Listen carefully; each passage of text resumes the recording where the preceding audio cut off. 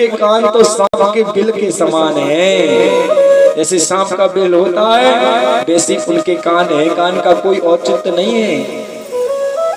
तो भैया शरीर का अभिप्राय ये है कि भक्ति होना बहुत जरूरी है। भक्ति नहीं है तो कोई मतलब नहीं है। जो सहयोग दे, जो आपके सहयोग में खड़ा रहे, उससे आप वंचित मत हो, उसे आप अपजस का पात्र मत बनाओ। हमने देखा है कि भैया जो सहारा देता है, जो सहयोग करता है, लोग उसे ही बुरा बनाते हैं। ऐसा अनुचित है, ऐसा नहीं होना चाहिए। बोले व्यक्ति अंधा हो अगर उसे दिखाई देने लगे तो सबसे पहले डंडा को फेंकता है। बोले डंडा ने सहारा दिया तो डंडे को क्यों फेंक रहे? बोले दिखाई देने लगा तो भैया डंडे को क्यों फेंक रहे?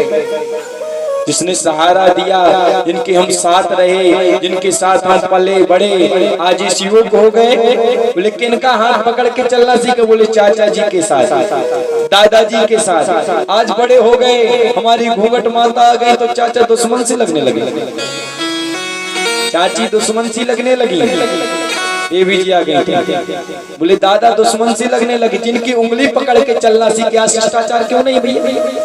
क्योंकि भैया कुछ नहीं बदला, हम बदल गए, हमारी सोच बदल गई। सोच मत बदलो, ये सोचो कि आज हम इस योग हो गए, आज ये शरीर बन गए, इतना बड़ा महत्वपूर्ण हमारा ये शरीर है, तो कैसे बड़े हुए। हमारे चाचा जी हमें गोदी में लेकर के घूमने जाते थे, खिलाते थे, बड़ा किए। आज हम उनसे बात ना करें, उनसे बोले ना, तो क्या ये धर्म है हमारा? दादाजी से बात ना करें, दादी जी से बात ना करें, केवल अपनी देवी जी की सेवा करें, तो क्या उचित है? बोले अनुचित है, ये शिष्टाचार नियमों नहीं है। बोले इंसान बदले ना, निरंतर अपने कुल की मर्यादा लेकर के चले तो उसका सदा सर्वदा ही कल्याण होता है। बोलो बांके बिहारी लाल की। भगवान का इतना बड़ा परिवार, भगवान अपने परिवार का खूब ध्यान रखते। नारद जी सोचने लगे, बताइए हम तो एक ब्याह नहीं कर पाए, और एक ब्याह कर भी डर लगा, और भगवान को इतना बड़ा परिवार भी कैसे चला पा रहे होंगे, कैसे देख पा रहे होंगे अपने बालकों को, और इतनी सारी देवी जी को कैसे निर्वाह कर रहे होंगे, कैसे उनके बीच में रह पाते होंगे। तो नारद जी आए देखने के लिए। जब नारद जी देखने के लिए आए तो रुक्मणी जी के महल में गए, तो रुक्मणी जी के साथ कन्हैया बैठे थे और बढ़िया जो है हवन कर रहे थे। बोले ओहो सुंदर दृश्य। जामवंती जी के महल में गए तो जामवंती जी के महल में जाकर के देखा कि भगवान माला गुन रहे हैं, सजा रहे हैं। सुतकीर्ति जी के महल में गए तो सुतकीर्ति जी के महल में जाकर के देखा कि भगवान भोजन कर रहे हैं। बोले जहां जहां नारद जी गए वो अलग अलग रूप में देखा भगवान को। ऐसे हैं परमात्मा। बोले ऐसे परमात्मा हैं कि रूप तो एक है मगर शरीर अनेकों जगह विद्यमान है। जैसे प्यारे सज्जनों बता दें, एक दीपक से अनेकों दीपक जलाए जा सकते कि नहीं? बोले ऐसे ही परमात्मा है। बोले परमात्मा के अनेकों रूप हैं और अनेकों जगह परमात्मा विराजमान है। बस हमारी श्रद्धा होना चाहिए। वही विश्वनाथ जी जो बनारस में बैठे हैं, वही विश्वनाथ जी आपके तुलसी घरा में बैठे हैं। जहाँ आप जल चढ़ाते ना तुलसी घरा में, वही विद्वान है, वही बैठे हैं जो बनारस में बैठे हैं। वही राम राजा सरकार जो अयोध्या में बैठे हैं, वही आपके गांव में बैठे हैं। बस हमारा मन हो जाए कि वही है, हमारे भाव हो जाए। कहते हैं भावग्राही जनार्दना, हमारा मन हो जाए कि वही है तो वही दर्शन करे। बोले जागी रही भावना जैसी प्रभु मूरत देखी तिन तैसी। वैसे अंदर भाव बन जाए तो वही साक्षात, कोई अंतर नहीं है, निमेष मात्र भी अंतर नहीं है। अनेकों जगह उसी रूप में देखा। जय जयकार करते हुए नारद जी महाराज लौट आए। जब नारद जी महाराज लौट आए और प्रभु से प्रणाम किए कि दीनानाथ आपकी जय हो, और जय जयकार करते हुए वापस पहुंचे। महाराज एक बाणासुर नाम का दैत्य है। बाणासुर नाम का दैत्य भोलेनाथ जी का भक्त है, शिव जी का। और शिव जी का इतना बड़ा भक्त है, 24 घंटे शिव जी का स्मरण करे, ध्यान करे बाणासुर। इतना घनघोर तप किया बाणासुर ने और शिव जी को प्रसन्न कर लिया। शिव जी को प्रसन्न किया तो शिव जी जल्दी प्रसन्न हो जाते हैं। अगर सबसे जल्दी कोई प्रसन्न हो तो भोलेनाथ जी हैं। भोलेनाथ जी कहते हैं जो वस्तु किसी को ना चढ़ती हो वो हमें चढ़ा दो। बोले धतूरो, बोले भैया धतूरो चढ़ा दो, बेलपत्री चढ़ा दो, अकौआ के फूल चढ़ा दो, जो आप मन से चढ़ाओ, भभूति चढ़ा दो, वो स्वीकार है। बोली सबसे जल्दी प्रसन्न हो जाते भोलेनाथ जी, वो सबसे जल्दी वरदान भी दे देती भोलेनाथ जी। बोले भस्मासुर को वरदान दे दिए, बोले जिनके ऊपर तुम हाथ रखोगे वो भस्म हो जाएंगे। तो भस्मासुर ने कहा आपका वरदान असली है कि नकली है, पहले आप ही से शुरुआत करके देखा जाएगा। तो भस्मासुर भोलेनाथ जी के ऊपर हाथ रखने के लिए आया तो भोलेनाथ जी भाग दिए। बोले देखे वरदान लुक गए अकौआ के फूल में। तो बाणासुर ने घनघोर तप किया और भैया सब देवताओं में श्रेष्ठ देवता, देवों के देव महादेव कहा जाए।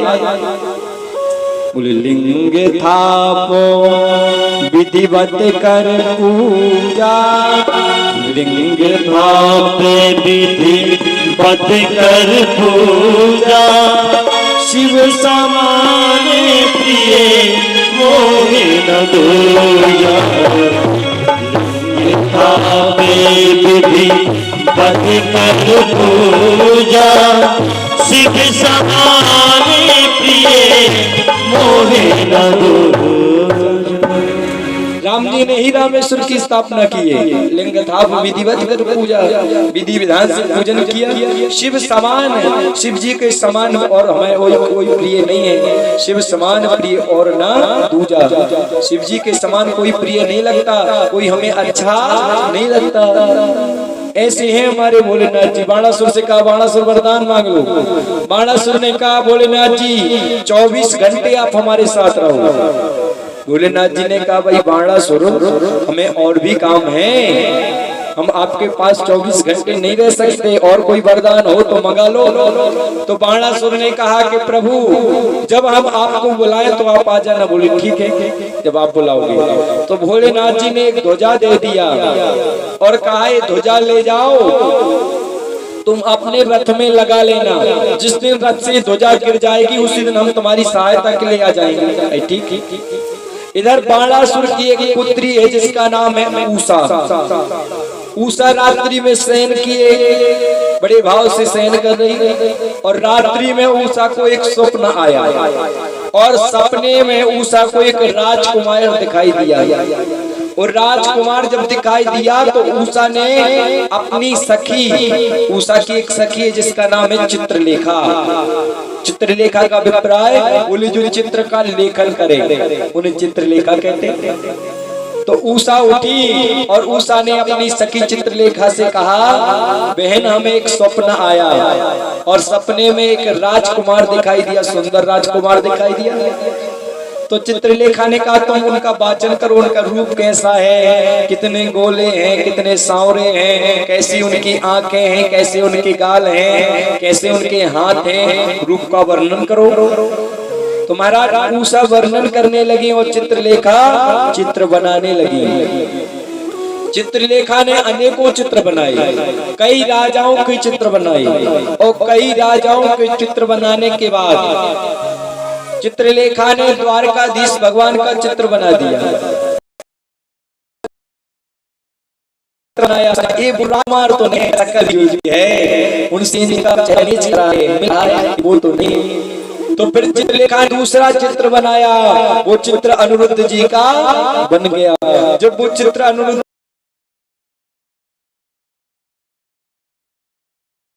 जी का बोले हाँ राजकुमार है, इनकी प्राप्ति दो हमें, इनसे मिला दो।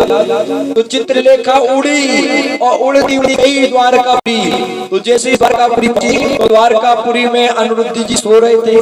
तो चित्रलेखा सोचने लगी अब इनको उठाएंगे तो नहीं जाएंगे, ऐसे नहीं जाएंगे, मना कर देंगे जाने से। तो चित्रलेखा ने पलंग को ही उठाया और पलंग को उठा करके बाणासुर के राजमहल में रख दिए। जब रख दिए तो जैसे ही उषा ने देखा, ओहो ये तो वही राजकुमार हैं जो हमारे सपने में आए थे। तो अनिरुद्ध जी उठ करके बैठ गए, बोले हम कहाँ आ गए, ये कौन सा स्थान है, इस गांव का क्या नाम है। तब उषा ने कहा, स्वामी जी आप हमारे पति देवता हो, आपको जहाँ आना चाहिए वहीं आ गए। बोले कहाँ आ गए तो बताओ। तब उषा ने बताया कि आप बाणासुर के राज्य में आ गए, बाणासुर के राज्य में हो और हम बाणासुर की बिटिया, हमारा नाम उषा है। तो अनिरुद्ध जी ने कहा मैं क्यों उठाया। तो उषा ने कहा कि आपको हम पति रूप में मान लिए। अनिरुद्ध जी ने कहा ऐसा नहीं करना चाहिए, ऐसे नहीं उठा के लाना चाहिए। तो उषा ने कहा महाराज हमने पति तो माना है। फिर अनिरुद्ध जी ने कहा ठीक है, अगर खर्चा नहीं लगे, बारात ले जावे ना पड़े और भैया परेशान होवे ना पड़े, ऐसे ही दुल्हन मिल जाए तो अच्छी बात है। अनिरुद्ध जी ने कहा ठीक है, ऐसे ही दुल्हन मिल रही तो ठीक है, स्वीकार है। बोले हम प्रसन्न हैं। अनिरुद्ध जी रहने लगे। अधिक समय व्यतीत हुआ, अभी रात्रि भर तो जगेंगे, वार्तालाप करेंगे। उषा और अनिरुद्ध जी रात्रि भर जागरण करे, दिन भर सोए। होते होते समय व्यतीत हुआ, बाणासुर को पता चला कि हमारे महल में कोई राजकुमार रहता है छिप करके। जब बाणासुर को पता चला तो बाणासुर ने अपने सेवकों को भेजा और बाणासुर के सेवक गए तो अनिरुद्ध जी को बांध लिया और बांध के कहा महाराज बाणासुर से देखो ये द्वारकाधीश के बेटे हैं, अपने महल में लुक करके रह रहे हैं छिप करके। तो बाणासुर को क्रोध आया, बताइए हमारे महल में हमारी बिटिया के साथ राजकुमार छुप करके रह रहे हैं, हमें पता भी नहीं। तो बाणासुर ने एक पत्र लिखा और पत्र में लिखा अगर द्वारकाधीश भगवान अगर अपने बेटे को बचाना चाहते हो, बेटे के प्राणों की रक्षा करना चाहते हो तो आओ अपने बेटे को हमारे यहाँ से छिपा करके ले जाओ, छुटा करके हम बंदी बनाएंगे।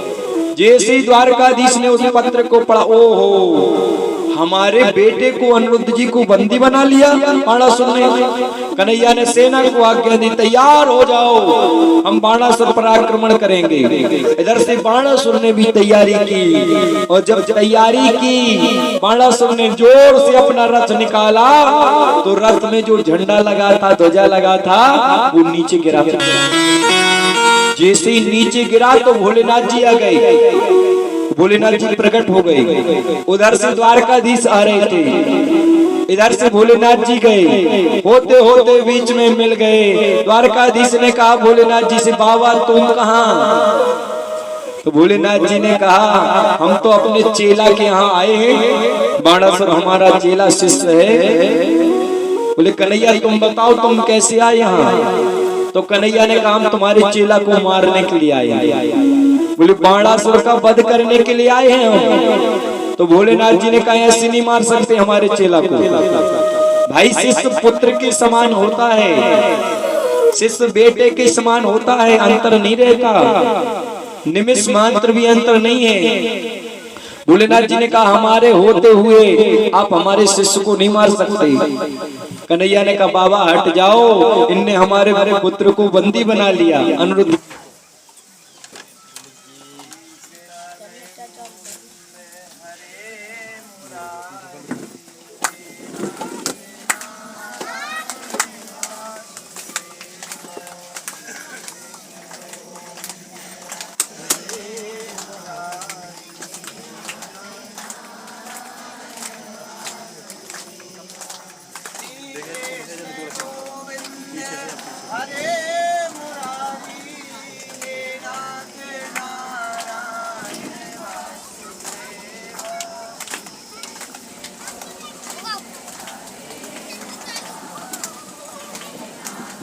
के बिहारी लाल की जय हो। कन्हैया ने कहा बाबा हट जाओ। बोले नहीं हटेंगे। बोले क्यों। बोला चेला को मरते हुए नहीं दे सकते। भोलेनाथ जी ने कहा बोले कोई चेला को मारे और गुरु बैठा रहे। बोले ऐसे नहीं हो सकता। भोलेनाथ जी ने कहा हमसे युद्ध करो। कन्हैया ने कहा हम तुमसे युद्ध करने के लिए नहीं आए, बोले युद्ध करना पड़ेगा। अब कन्हैया ने कहा ठीक है बाबा भोलेनाथ जी हम तुमसे भी युद्ध करेंगे, ये विवाद तो हो रहा है, युद्ध तो हो रहा है। बोले कैसे? बोले जैसे पति पत्नी का होता है, पति पत्नी की लड़ाई हो तो बीच में नहीं बोलना कभी। बोले मियाँ बीवी को झगड़ा हो, पंच जुरे सब लबरा। बोले ऐसा लगेगा कि ये महाभारत हो गई। और 1 घंटे बाद, आध घंटे के बाद साथ में भोजन करेंगे। बोले जो बीच में बोले वो गलत होता कि नहीं होता? बोले पति पत्नी के बीच में नहीं बोलना चाहिए। बोले वो गैर मन से लड़ाई होती, मन से नहीं होती, गैर मन की लड़ाई।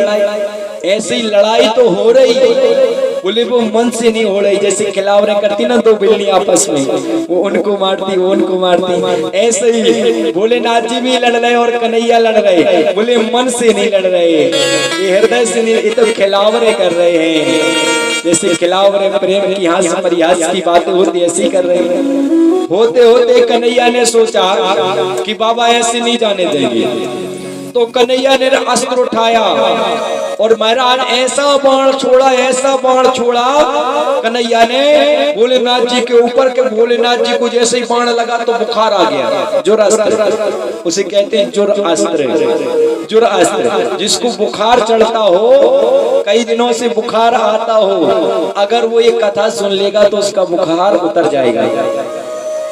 भागवत जी में लिखा है, इन श्लोकों का वाचन करवा ले पंडित जी से। कई महीनों पुराना बुखार, 6 महीने पुराना बुखार भी उतर जाएगा। भागवत जी के श्लोकों का वाचन कर ले। जुरास्त्र छोड़ा, जैसे ही कन्हैया ने जुरास्त्र छोड़ा तो भोलेनाथ जी जो बुखार आ गया, ऐसी गर्म दिया हो गई भोलेनाथ जी की। भोलेनाथ जी ने कहा हमारे पास नहीं है, कहा हमारे पास भी है। तो भोलेनाथ जी ने भी जोरास्त्र छोड़ो। जैसे ही भोलेनाथ जी ने जोरास्त्र छोड़ो, कन्हैया हो जोरास्त्र लगो, तो कन्हैया हो भी बुखार आ गो, कपन लगे, पूरा शरीर महाराज गर्म हो गया। तो कन्हैया ने कहा कोई और उपाय किया जाए। फिर कन्हैया ने दूसरा अस्त्र छोड़ा, बोले जमुआस्त्र। ये अस्त्र ऐसा है जब लग जाए तो जमुआई लेने लगे। जी कन्हैया ने जमुआस्त्र छोड़ा, जैसे ही जमुआस्त्र गया वो भोलेनाथ जी को जमुआस्त्र लगा तो भोलेनाथ जी को जमुआई आने लगी। अब भोलेनाथ जी बाण रखें जैसे धनुष के ऊपर और जमुआई आए। जमुआई में क्या होता? बोले आंखें बंद, ऐसे होता कि नहीं? बोले जमुआई में क्या होता? बोले जैसे ही जमुआई आएगी देखा होगा। बोले अब बाण कैसे लग जाएगा? बोले जब नेत्रों से दिखाई दे, जब बाण लगे कि नहीं? बोले मुंह बब जाए, आंखें बंद। तो भोलेनाथ बाण तो मारे मगर वो बाण कहीं और लगे, जमुआई लेने लगे। अब कन्हैया ने कहा ठीक है, भोलेनाथ जी जमुआई ले रहे, इनको जमुआई लेने दो, अपन चलो और बाणासुर से मिलते हैं। कन्हैया गए और बाणासुर को ललकारे, रे बाणासुर तूने हमारे बेटे को बांध लिया, बंदी बना लिया, आ युद्ध कर। बाणासुर ने कन्हैया के ऊपर आक्रमण किया, इधर से कन्हैया ने भी आक्रमण किया। भोलेनाथ जी जमुआई ले रहे बैठे बैठे। ऐसी जमुआई आई अस्त्र में, एक ऐसी स्थिति है भगवत जी में लिखा है। बोले जमुआई के ऊपर जमुआई आ रही है। बोले ये ध्यान नहीं है कि कहाँ बैठे, इधर ही युद्ध चल रहा है। बोले कन्हैया ने बाणासुर की सारी सेना को समाप्त कर दिया। जब बाणासुर की सारी सेना समाप्त हो गई तो बाणासुर भी कपने लगा कि अब तो गड़बड़ होने वाली है, क्योंकि जब सारे बल समाप्त हो जाएं तो मन तो अपने आप भयभीत होने लगता। कन्हैया ने बाणासुर के शरीर को महाराज चल्ली चल्ली कर दिया, पूरे शरीर में बाण मारे। होते होते जमुआस्त्र का अस्त्र धीरे धीरे कम हुआ। भोलेनाथ जी की जमुआई कम हुई तो भोलेनाथ जी ने जैसे जमुआई कम हुई, नेत्र खुले तो कन्हैया मारने वाले थे बाणासुर को। तो भोलेनाथ जी ने हाथ जोड़ लिए, हे द्वारकाधीश भगवान, चेला को ना मारो, कभी आएंगे तो कोई जल देने के लिए भी नहीं है, हमारे शिष्य हैं, ऐसे सोंगे जब ही तो गुरु का सम्मान है। तभी तो सेवा होगी। जब चेला ही ना रहेगा तो क्या मतलब गुरु का? बोले गुरु खीर बना रहा है क्या मतलब? बोले द्वारकाधीश भगवान हमारे चेला को दंड मिल गया शिष्य को, अब इसे मृत्यु दंड मत दो, इन्हें जान से मत मारो। जब भोलेनाथ जी ने ऐसा कहा तो कन्हैया ने बाणासुर को जीवित छोड़ दिया, अनिरुद्ध जी को लेवाया और साथ में अपनी बहू को लेवाया और लेवा करके ले जाने लगे। तो अनिरुद्ध जी ने कहा पिताजी ऐसे लेवाए के आए हो? लेवाने के लिए आए। बोले बेटा जब जब जब बेटा का विवाह होता तो बारात लेके जाना पड़ता, अब वैसी बारात तो लेके नहीं आए तो ऐसी बारात में चलो वापस। ठीक है, लेवा करके चले गए। बहुत संतुष्टि के साथ भगवान ने आशीर्वाद दिया अनिरुद्ध जी को और उषा जी को। तत्पश्चात भगवान विराजमान थे, छोटे छोटे बालक, भगवान का बहुत बड़ा वंश, छोटे छोटे बालक गेंद खेल रहे थे। गेंद खेलते खेलते उन बालकों ने गेंद को ऐसे फेंका महाराज कि वो गेंद जाकर के कुआं में गिरी। जब कुआं में गिरी तो कुआं में बालकों ने झांक करके देखा कि एक बहुत बड़ा महाराज गिरगिट पड़ा हुआ है, किलकिलास पड़ा हुआ है। उस गिरगिट को देखा महाराज, उसका सिर नीचे कुएं में और पूंछ ऊपर रखी। तो वो बालक दौड़ते हुए आए, बोले कन्हैया, ओ कन्हैया, द्वारकाधीश भगवान आपकी जय हो, आपकी जय हो। भगवान ने कहा क्या बात है बालक, क्यों चिंतित दिखाई दे रहे? उनने बताया महाराज एक कुआं में बहुत बड़ा किलकिलास पड़ा हुआ है, बहुत बड़ा गिरगिट पड़ा हुआ है। बोले अच्छा इतना बड़ा? बोले हाँ। बोले उसका सिर तो नीचे है, पूंछ ऊपर रखी है। कन्हैया ने कहा चलो दिखाओ। तो कन्हैया गए तो उस किलकिलास को देख करके, संस्कृत में किलकिलास कहा गया गिरगिट को, उस गिरगिट को देख करके महाराज कन्हैया चौंक गए। इतना बड़ा किलकिलास कभी नहीं देखा, इतना बड़ा गिरगिट कभी नहीं देखा। और देखने के बाद कन्हैया ने कहा नाम बताओ अपना। अब वो कैसे बोल दे, बोलने की क्षमता नहीं। तो कन्हैया ने जैसे ही स्पर्श किया, छुआ, जैसे ही कन्हैया ने छुआ तो अब तो दिव्य रूप धारण कर लिया, देवताओं का रूप धारण कर लिया। भगवान ने कहा नाम क्या है? बोले राजा नृगेन्द्रस्यार्थो देवयोगेन भूषिता। हम राजा नृग हैं। बोले अच्छा राजा नृग हो? बोले हाँ महाराज। भगवान ने कहा अपराधी हो, कोई पाप किए होंगे जब तो ये शरीर मिला। बोले महाराज पापी नहीं है, पापी नहीं कहना है आप हमें, हमने जीवन में कोई पाप नहीं किया। भगवान ने कहा फिर ये योनि क्यों मिली तुम्हें? क्या कारण से किलकिलास की योनि मिली, गिरगिट की योनि को क्यों